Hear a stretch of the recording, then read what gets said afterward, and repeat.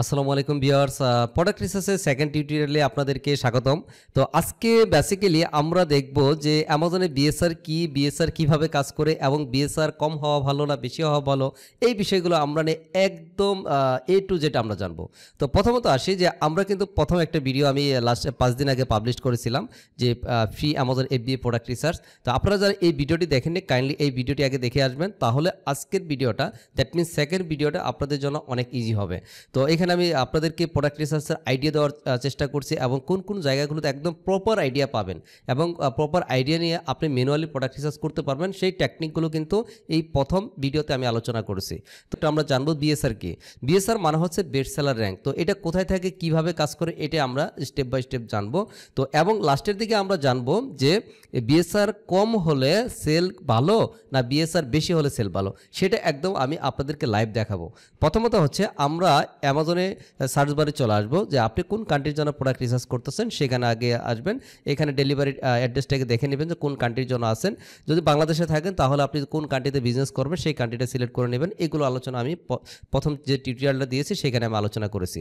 তো যেহেতু আমি ইউএসের জন্য প্রোডাক্ট রিসার্চ নিয়ে আপনাদেরকে আইডিয়া দেওয়ার চেষ্টা করতেছি, তো ওয়ার্ল্ডের যে কোনো জায়গার প্রোডাক্ট রিসার্চ আপনি যদি ইউএসের জন্য প্রোডাক্ট রিসার্চ পারেন, বাকি কান্ট্রির জন্য একদমই ইজি একটা বিষয়, কারণ ইউএসএ সবচেয়ে বিগ মার্কেট, এখানে অনেক সেলার, হিউজ কাস্টমার।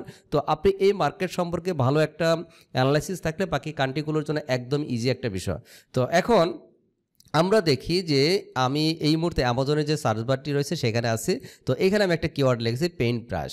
তো পেইন্ট ব্রাশ লিখে আপনারা যে কোনো কিওয়ার্ড, যে কোনো প্রোডাক্টের কিওয়ার্ড লিখে সার্চ করতে, যে কোনো প্রোডাক্ট নেম লিখে সার্চ করতে পারেন। তো আমি এই কিওয়ার্ডটা লিখে সার্চ করলাম। সার্চ করার পরে দেখুন আমরা এখন এই সার্চ বারে অ্যামাজনের প্রোডাক্টগুলো দেখতে পাচ্ছি।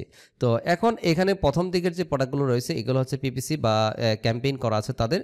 তো আমরা এগুলোতে ক্লিক করব না, আমরা নিচের দিকে এই প্রোডাক্টগুলোতে ক্লিক করব, কারণ এখানে যদি আমরা ক্লিক করি স্পন্সর লেখা আছে দেখতে পাচ্ছেন। তো ক্লিক করি তাদের পয়সা কাটবে, যেহেতু আমরা এখানে তাদের প্রোডাক্ট পারচেস করব না বা দেখবো না, সেক্ষেত্রে তাদের এখানে ক্লিক না করাটাই বেটার। তো আমরা কি করব, অর্গানিক যে প্রোডাক্টের র্যাঙ্কগুলো রয়েছে এইখান থেকে যে কোনো একটা প্রোডাক্টে ক্লিক করব। তো এখন আমরা যে কোনো একটা প্রোডাক্ট যদি এখান থেকে যে কোনো একটা প্রোডাক্ট আমরা ওপেন করব। এখন যে কোনো একটা প্রোডাক্ট আমরা এখান থেকে ওপেন করতে পারি। দেখি আমরা যে প্রোডাক্টটা রিভিউ কম আছে, সেল ভালো হচ্ছে, এই ধরনের প্রোডাক্ট একটা নিতে পারি আমরা। ধরুন আমি একটা দেখার জন্য আমাদের রিসার্চের সুবিধার ক্ষেত্রে যে কোনো একটা প্রোডাক্ট, যেমন এই প্রোডাক্টটা আমি ওপেন করি। তো এই প্রোডাক্টটা ওপেন করার পরে দেখুন আমরা এই প্রোডাক্টে এই মুহূর্তে তাদের সেল দেখতে পাচ্ছি। এটা হচ্ছে প্রোডাক্টের টাইটেল, ইমেজ। আমরা একটু প্রোডাক্টের নিচের দিকে আসবো, যে এইখানে আপনার একটা আছে প্রোডাক্ট ইনফরমেশন নামে একটা অপশন পাবেন আপনারা। এইখানে প্রোডাক্ট ইনফরমেশন আসার পরে দেখুন এইখানে বেস্ট সেলার বিএসআর মানে হচ্ছে বেস্ট সেলার র্যাঙ্ক। এখন বেস্ট সেলার র্যাঙ্কটা কিভাবে হয়, মূলত হচ্ছে বেস্ট সেলার র্যাঙ্কটা হয় মেইন ক্যাটাগরির যে র্যাঙ্ক সেটাকে বলা হয় মূলত বেস্ট সেলার র্যাঙ্ক। এখন মেইন ক্যাটাগরি বলতে বোঝাচ্ছে যে অ্যামাজনে এই মুহূর্তে কিন্তু হিউজ পরিমাণ আপনার ক্যাটাগরি রয়েছে। এখানে মেবি আপনার 40 to 50 মতো ক্যাটাগরি, প্রোডাক্ট ক্যাটাগরি রয়েছে। এখন যেমন ইলেকট্রনিক্স একটা ক্যাটাগরি, হোম অ্যান্ড কিচেন একটা ক্যাটাগরি, তারপরে গার্ডেন আউটডোর একটা, স্পোর্টস অ্যান্ড আউটডোর একটা, পেট সাপ্লাইস একটা ক্যাটাগরি। অ্যামাজনে এই মুহূর্তে 40 to 50 মতো ক্যাটাগরি রয়েছে। তো এখন আমরা যে কোনো যে প্রোডাক্টটা রিসার্চ করব সেই প্রোডাক্টে এখানে দুইটা অপশন দেখতে পাচ্ছি আমরা। একটা হচ্ছে মেইন ক্যাটাগরি যে র্যাঙ্কটা সেটা হচ্ছে তার এখন 13,679। আর এখানে আরেকটা র্যাঙ্ক দেখতে পাচ্ছি, এই র্যাঙ্কটা হচ্ছে অনলি 37। তো এইটা হচ্ছে মেইন ক্যাটাগরি আপনার টুলস অ্যান্ড ইমপ্রুভমেন্ট, এটা হচ্ছে মেইন ক্যাটাগরির র্যাঙ্কটা হচ্ছে তার এটা। তো এটা হচ্ছে মূলত বিএসআর। আর এই র্যাঙ্কটা কি, এই র্যাঙ্কটা হচ্ছে আপনার সাব ক্যাটাগরির যে র্যাঙ্কটা সেটা হচ্ছে আপনার এই র্যাঙ্ক। আমরা যে 37 যে র্যাঙ্কটা দেখতে পাই এটা সাব ক্যাটাগরি র্যাঙ্ক। তো এখন আমরা এই দুইটা যদি একটু ওপেন করি তাহলে আমরা একটু ক্লিয়ার ভিউটা পাবো।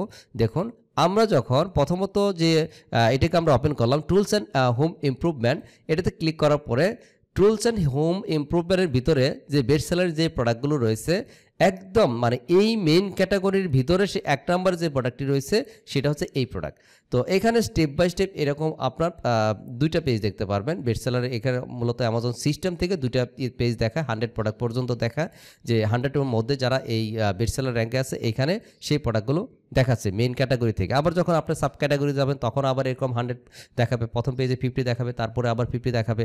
তো এরকম আপনার দেখুন এই যে মেইন ক্যাটাগরির র্যাঙ্কের ভিতরে সে যেহেতু 1 নম্বরে আছে, তারপরে কি পরিমাণ প্রোডাক্ট সেল করতেছে আপনি এখানে ইমাজিন করতে পারবেন না। এখানে সে মিনিমাম এখানে আপনার আপনার মিলিয়নস অফ ডলার এখানে সেল করতেছে এই সিঙ্গেল একটি প্রোডাক্ট থেকে, কারণ সে মেইন ক্যাটাগরি, সে 1 নাম্বার পজিশনে আছে।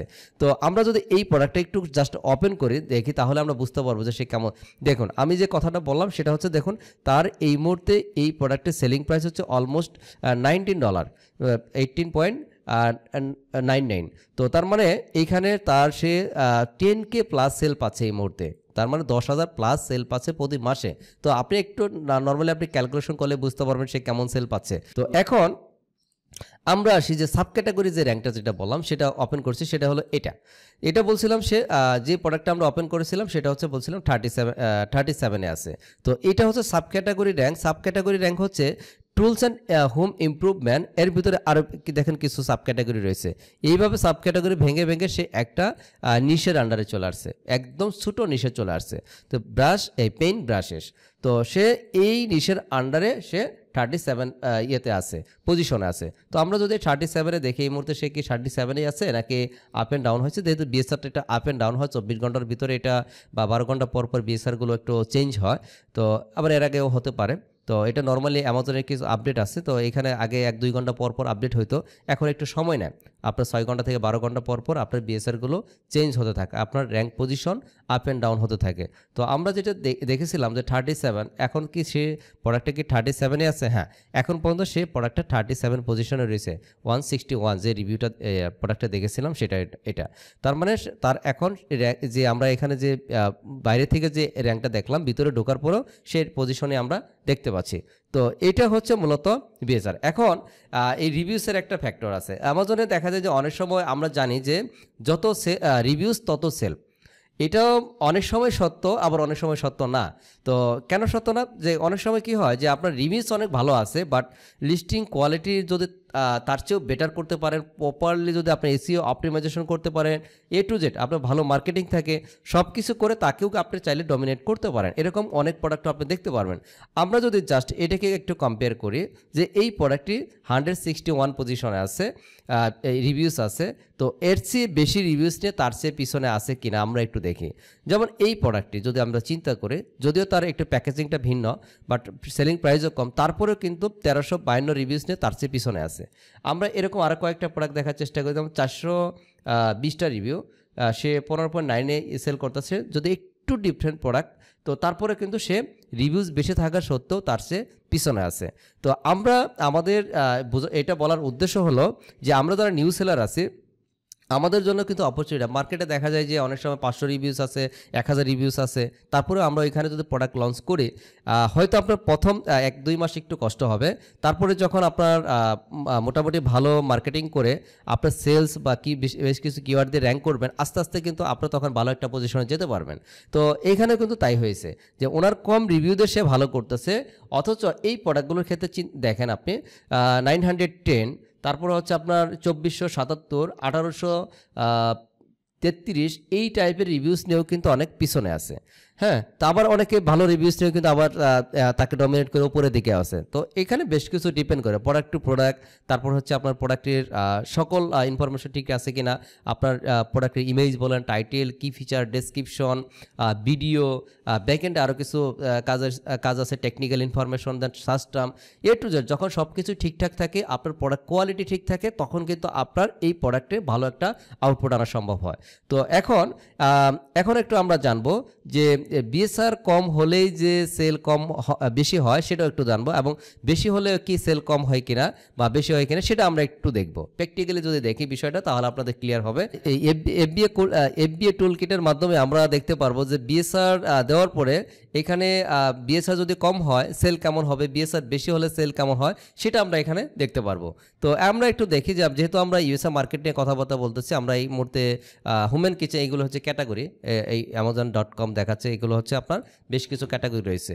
তো আমরা যদি হোমেন কিচেনটা এটাকেই দেখি, আমরা যদি প্রথমত দিয়ে দিই যে 10,000 যদি হয় আপনার বিএসআর মানে তো আমরা জানলাম যে BSR best seller rank, main ক্যাটাগরির যে র্যাঙ্কটা হোমেন কিচেনের যে র্যাঙ্ক, সেটা হচ্ছে বিএসআর র্যাঙ্ক।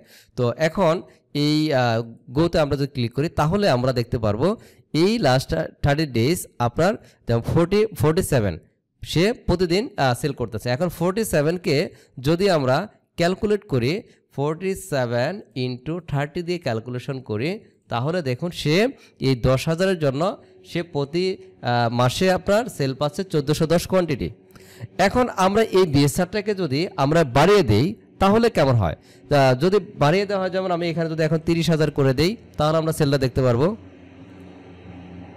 সে 30,000 করে দেওয়ার পরে দৈনিক সেল আসছে 20টা। এখন 20টা যদি আমরা 30কে ক্যালকুলেশন করি তাহলে আপনার প্রোডাক্টে হবে 600 কোয়ান্টিটি। তার মানে দেখেন বিএসআর যত বেশি হচ্ছে সেল কিন্তু তত কমে যাচ্ছে, বিএসআর যত কম সেল তত বেশি। তো তার মানে আমাদের এটা মাথায় রাখতে হবে, প্রোডাক্ট রিসার্চের ক্ষেত্রে আমরা সবসময় অনেক কথা বলি এই বিএসআর নিয়ে। তো আপনাদের এই বিএসআর সম্পর্কে পূর্ণাঙ্গ ধারণা থাকলে তাহলে প্রোডাক্ট রিসার্চের জন্য অনেক সহজ হয়ে যাবে। ভিডিওটি যদি ভালো লেগে থাকে অবশ্যই চ্যানেলটি সাবস্ক্রাইব করবেন। পাশাপাশি আপনার ফ্রেন্ড সার্কেল যারা আছে তারা অ্যামাজন বিজনেস শিখতে যাচ্ছে তাদের সাথেও চাইলে শেয়ার করতে পারেন, যাতে তারা এখান থেকে উপকৃত হতে পারে। সবাই ভালো থাকবেন, নেক্সট ভিডিওতে দেখা হবে। আসসালামু আলাইকুম।